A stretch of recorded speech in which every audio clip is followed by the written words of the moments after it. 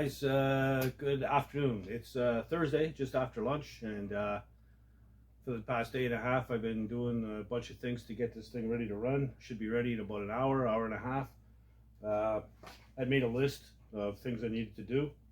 Rad hoses, trans cooling lines, valve covers and gaskets, the distributor hold down clamp, oil dipstick, transmission dipstick, blocks and vacuum lines, an oil pressure port. I had to block that off. I needed a fan belt, which turned into a shit show. Gas filter neck.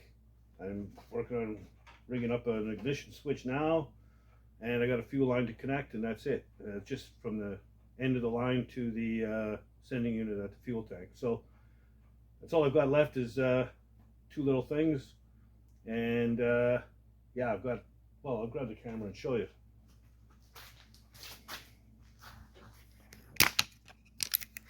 So yeah, fan belt, what else? A dipstick, nice chrome, fancy. Ooh. Yeah, I'm just getting ready to bolt in the little finger clamp there to hold the distributor down in place. My rad hoses are in. I just looped the heater hoses into each other. Valve covers are down, like I said, and I'm working on the wiring of the switch now. So this is going to be the switch here. I think I showed this in the last video. So it's a matter of running a couple of wires. I got to finish filling up the rad. That's why I left the cap off, and got a battery on charge right now. Hopefully it's good enough. And picked up some gas this morning. These cans are not full. They're about 2/3 full. $50. Unbelievable. So anyway, I'm going to finish wiring everything up, test it all, hook up the battery, and figure out the back part of that fuel tank crap I got to do, and then yeah, we'll be right back. All right, I think we're ready to go. Switch is hooked up. Pretty sure everything should be right. I was confused a little bit at first. Where it's labeled ignition is to the tach, or to the distributor, I mean, and the actual start is right here in the center pin. So I had it the other way around. Whatever. Anyway, I figured it out. I think, sorta. There's gas in it. Put a bunch in there, and I think we're ready to bust this thing off. So fingers, toes, and balls crossed. Let's get at her.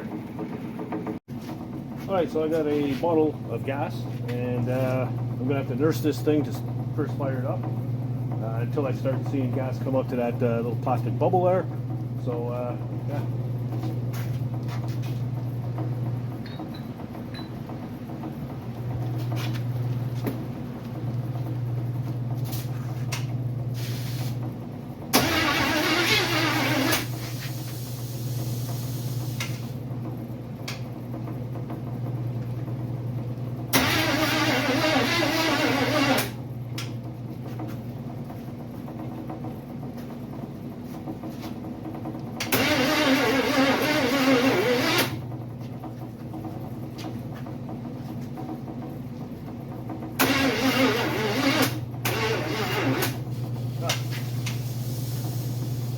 Battery's dead.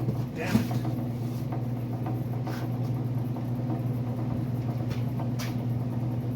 Alright, put a charger on it for a bit. Alright, so the battery's not very good. I don't know if this thing's going to bust off or not.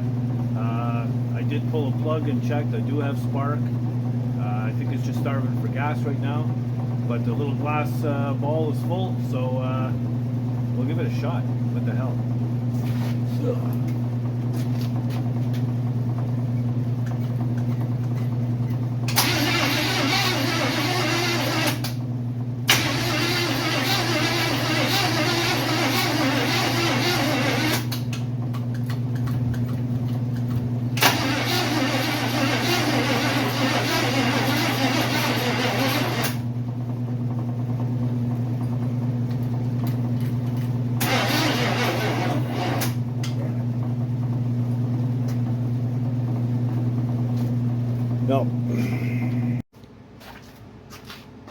so far it's been a bust. The battery's just not good enough. So I'm going to have to wait till the wife gets home with the truck, and I'm going to yank the battery out of the square body. I know that's a good one. And I'll hook that up, and looks like it could be a late night because she doesn't get home till 8:30 or so. So yeah, that's the only choice I've got. I even called around to a couple buddies, see if anybody had an extra battery laying around. No one's got one. So yeah, it is what it is. Anyway, I'm going to keep at it though. I'm not giving up.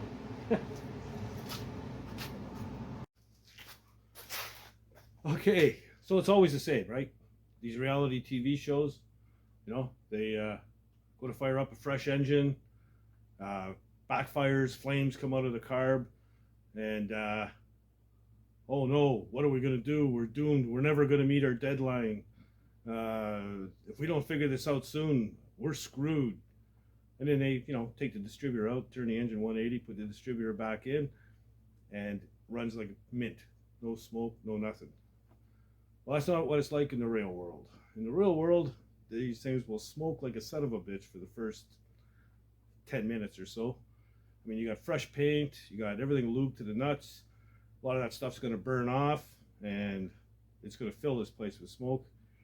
So it's kind of like organized mayhem. So if it fires, you'll see what I mean. So yeah, let's carry on.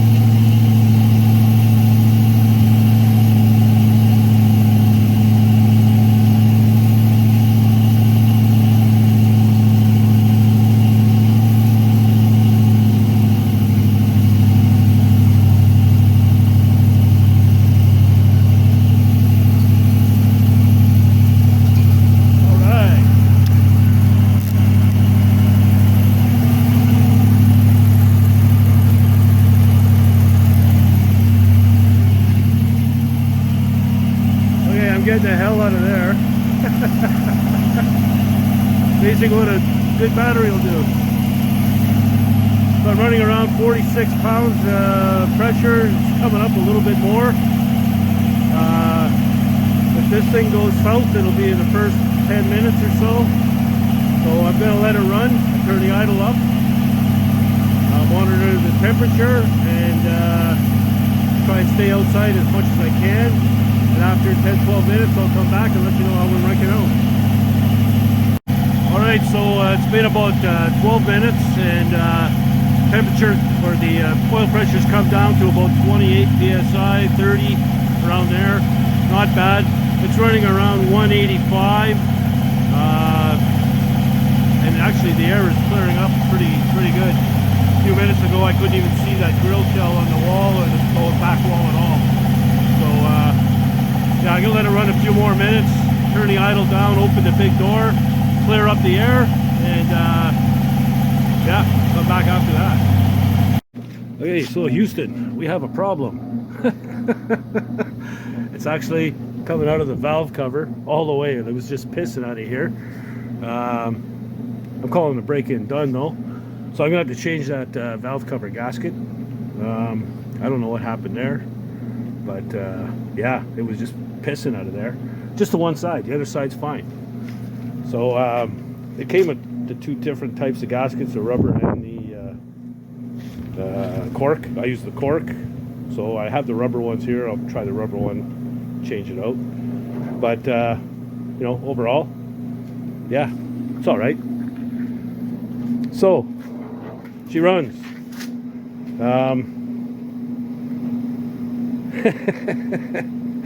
Talk about an exercise in organized mayhem. But yeah, I'm quite happy. So it ran, it got hot up to about, I'm gonna say 190. But you know, you gotta remember it's stationary, it's not moving in the wind or anything like that. I could probably bring it down by, you know, hooking one of my fans up and pointing it right into the rad. That might help keep it a little cooler. And I didn't get a chance to turn the idle down. I saw the puddle of oil, so I shut her down right away until I figured out where it was coming from. It scared the crap out of me though. I thought it blew the bottom end out of this thing or something. But it wasn't making any funny noises or anything. It was fine. So yeah, I'm gonna have to change out that gasket and whatever, but she runs, she lives. It's gonna have to be timed. I'm gonna call my buddy. He's got a timing light because I'm too cheap to buy one, and he lives just around the corner, so why should I? Anyway, so that's where we're at. It's you know, all my wires got sucked onto the exhaust and burnt them up, so I'm gonna have to fix those up. And once I get that stuff done, I'll fire it up maybe tomorrow, and you can hear it run at regular idle. So that's where I'm at. I'm still stoked though. It runs. Damn. Okay, so I ran it some more. All I did was tighten down the valve covers a little bit more and stop the leaking. So that's good. And yeah, you want to hear it run? Sure you do. So do this.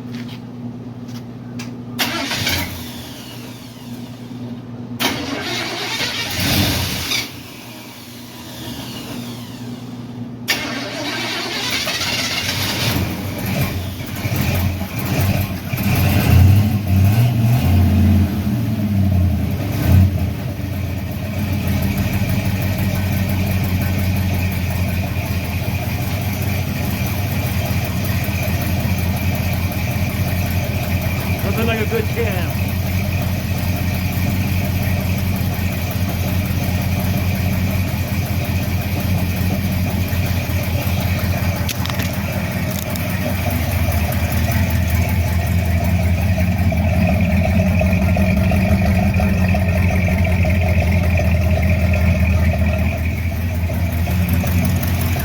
Got a squeaking going on. I'm not sure what that is, but I'll figure it out. And yeah, so that's it.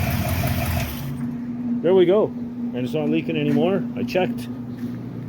No more drips. Like it was pouring out of there. They were loose. I just didn't tighten them down enough. I was afraid of over tightening them. My bad. Anyway, a few rags will fix that. Some bar saw. So there we go. One running 1951 Chevy truck. It's been sitting in a ditch lifeless for 35 years. It lives again. Right on. I am stoked, man. That deserves a beer and another. Anyway, huge weight off my shoulders, man. Have that thing broken in and with it squeaking over there.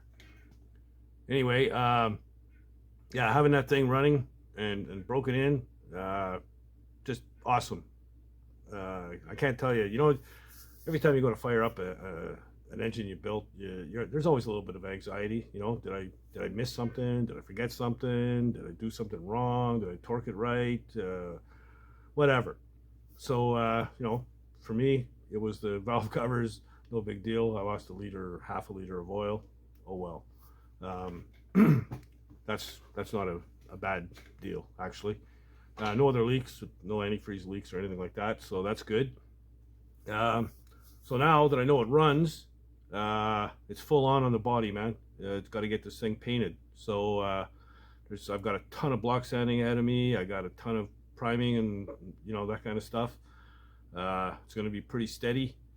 Like I said, lots of it. So it is what it is. The interior is close to being done, so that's cool.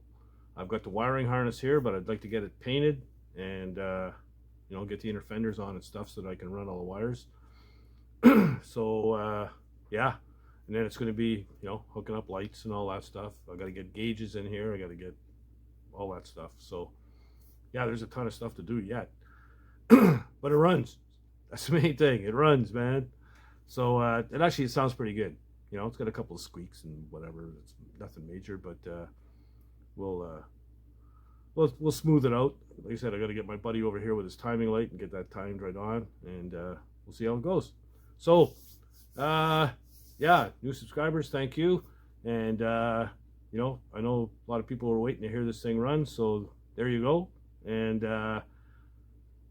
please subscribe and see this project through, because it's going to start moving along pretty quick now. Yeah, I'm stoked. And if you aren't doing anything, get out in the garage and build something, man. Later, guys.